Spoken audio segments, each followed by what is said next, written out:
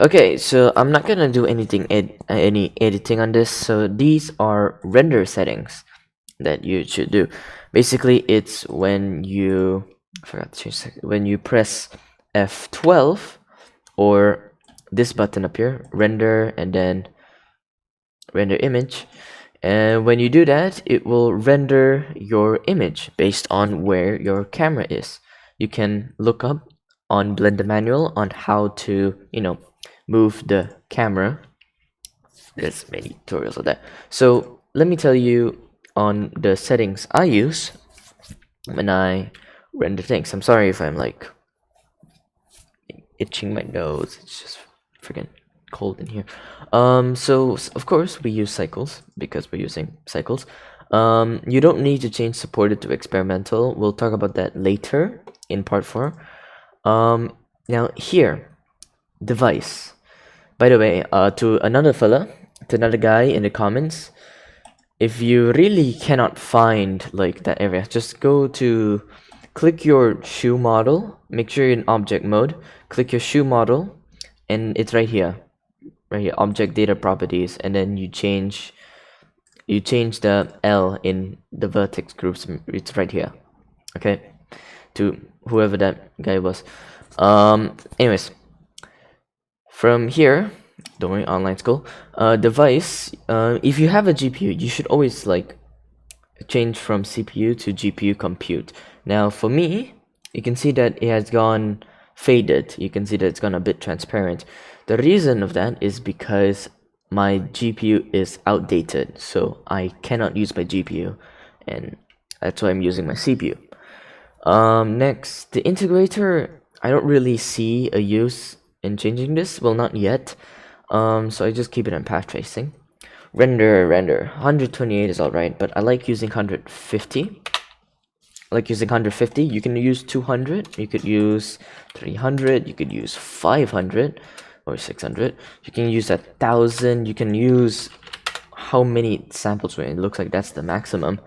But I'd recommend around 150 or just probably 300. That should be pretty alright enough. Viewport you don't have to change, unless you want to have a little bit of clear of stuff.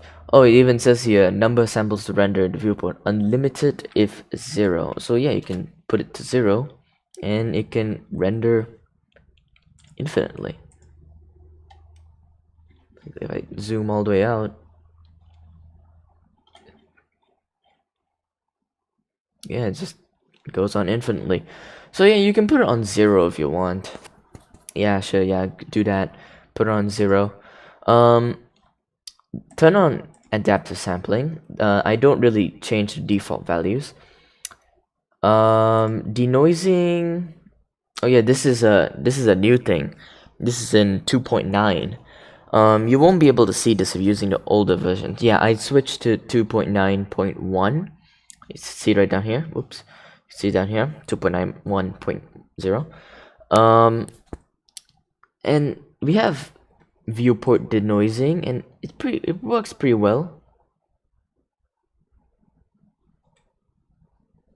I think I crashed Blender by doing that. No, it works perfectly fine. Let me show you by doing this. Let me get out of here. It's very slow because I'm working on CPU. I don't have a GPU for this. When it gets to 5 samples, it'll take a little bit while. It'll just take a bit, and then if you really lean in, you can see like there's these little black pixels here. But since we have adaptive sampling here, the denoising, if we wait for a bit, it might go away, or that's just part of it. Yeah, it's already done, but well, that's sad. But I can give a better example. How can I give a better? Like 7:30 in the morning. So if you're using the older versions, you can use denoising. If you have a fast computer, go like 10 or 20 or 32 with start sample at the same count with the viewport count. You can use automatic or open image denoise, whichever you feel like it. I don't want to use this render button. I just like doing it manually in the compositing menu, to be honest. Oh yeah, don't mind this. This is just my GPU is being outdated. So anyways, let me turn this off because I don't want to destroy my computer. Advanced, I don't do anything in there. Light paths. You can keep it on default, but putting it in 20, I like putting on 20, that should be good enough. I don't increase volume unless I have any volume metrics in the scene. And there's videos talking about how to set volumetrics. Clamping, I always put it to 1, but if there's no clamping to be seen, I just put it on 0. 0.1 should work also fine, but I recommend putting on 1 in case stuff happens. Volumes, I don't really care. Hair, I don't really care. Simplify, don't care. Motion blur, don't care. Motion blur, yeah, no, don't care. Exposure is like, you know, the exposure of your thing. I keep it just 1. Pixel filter, I don't really care about that. Now this one, transparent, this makes it transparent, and if you want to actually get it transparent, you would need to render it as a PNG, which is already by default. Transparent glass, I will actually show you what that does. Might as well better to show you instead of just telling you what to do. Okay, so if I do this,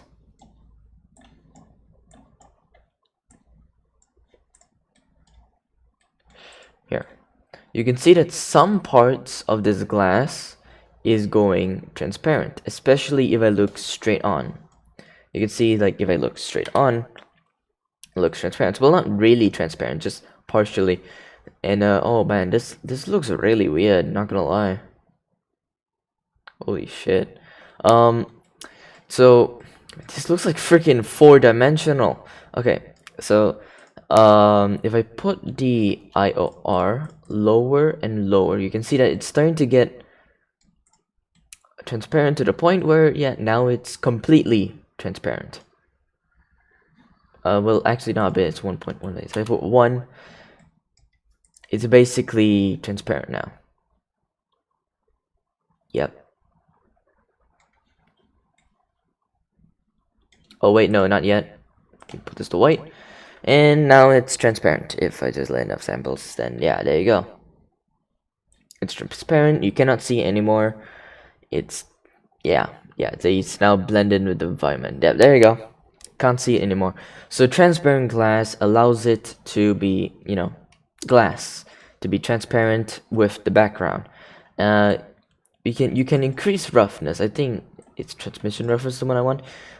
There's a threshold that says 0.1. So if I put 0.1, you can see that we can see it. But if I put to 0.09, you can see that it will still turn to invisibleness. So that's what the threshold is.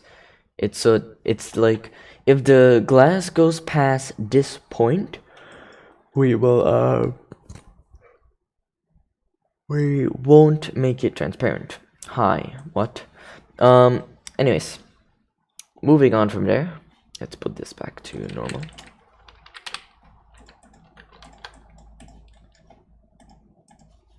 Okay, performance. This depends on your CPU and GPU. If you're using CPU, I recommend trying 16, 32, or 8. Now you want to try these 3 values. You can try them on 3 different renders if you want, but you need to make sure, you need to figure out which one is faster.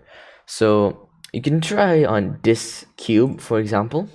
You can render this on, like, I don't know how many samples you want, and then you can render on 16 samples for 3 times, then 8 samples for 3 times, and then 32 samples for 3 times, because, you know, science experiment, that's how you're supposed to use them.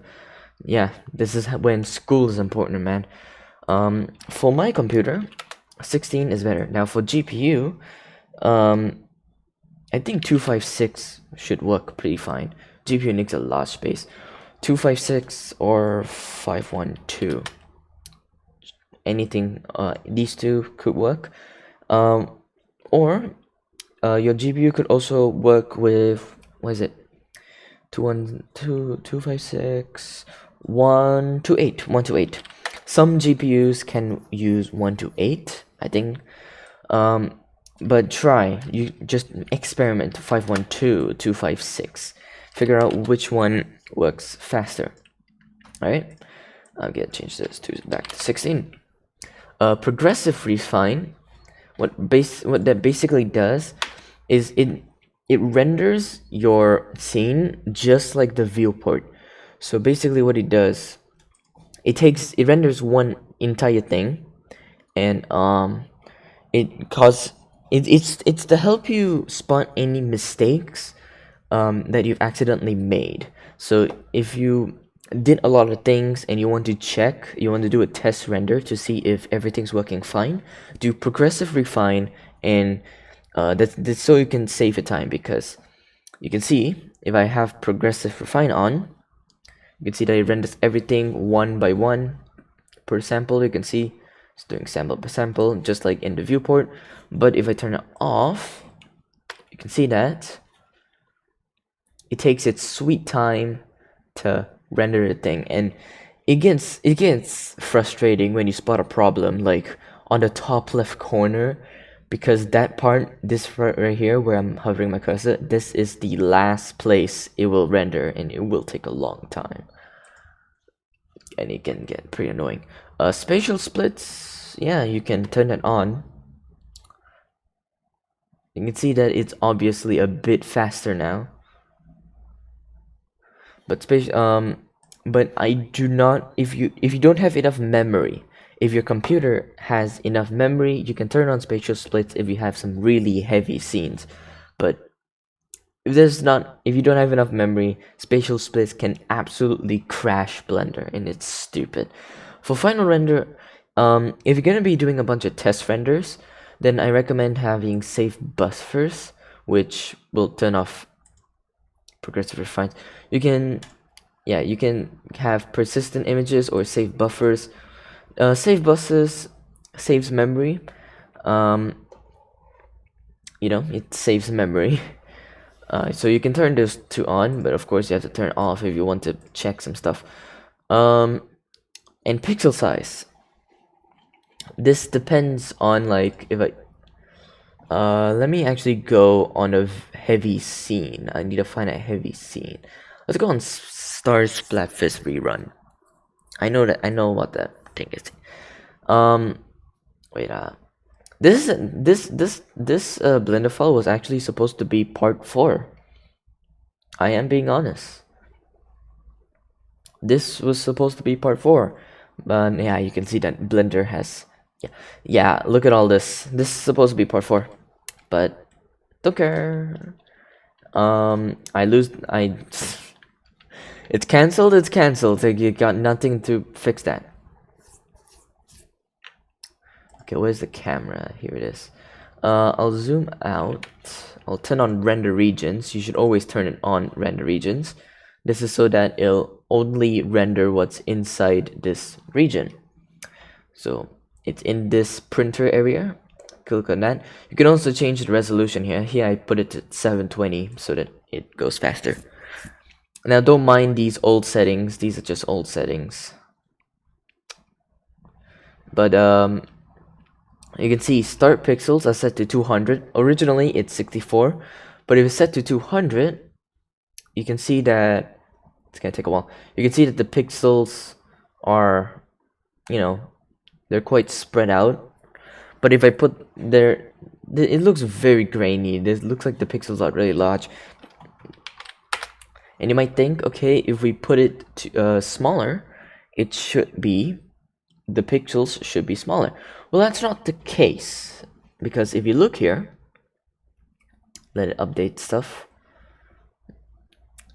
If you look here, you definitely see that putting lower start pixels, results in it being bigger. So if you want to actually see your results, you could put in 200 or even 500 if you feel like it. Oh, that's 50. No, 500, please. So you can put 500 if you like, but this is only if you have a fast computer, if you have a beefy computer, if your GPU works fast enough. If you don't mind waiting a bit more, then that's alright. Blender is a bunch of patience, CGI is a bunch of patience. There's a lot of efficient workflow and all that, but you have to be patient, even when you're learning, because that's what patience is. Okay?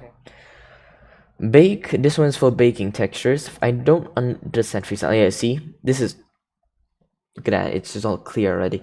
Color management, you don't work with this, at least not yet. Gamma is the contrast, I believe. Yes, and exposure is just exposure. So yeah, that's it. That's all for this tutorial. I hope you guys enjoyed that. This little extra tutorial, because yeah, and I hope part 4 will be finished soon.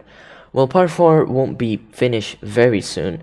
I'm actually working on a side project to practice before working on part 4, so expect another video, more specifically another TF2 video, in about, I don't know, tomorrow, next week? Probably today or tomorrow, depending on what time zone you are. Yeah, look at this. Spent so much time on this. Let's end the video.